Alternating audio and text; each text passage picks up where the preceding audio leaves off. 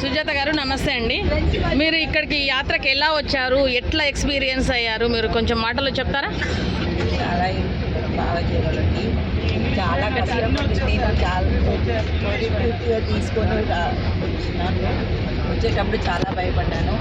ఒక్కదాన్ని వస్తున్నాను కదా, ఎట్లా రిసీవ్ చేసుకుంటారో ఎట్లా, కానీ అందరూ బాగా రిసీవ్ చేసుకుంటారు. మీకు బైపాస్ సర్జరీ అయిందని బైపాస్ సర్జరీ స్టంట్ పడింది. స్టంట్ పడ్డా కూడా మీరు ఇంత ప్రయాణం రిస్క్తో అనుకొని తీసుకొని వచ్చారు.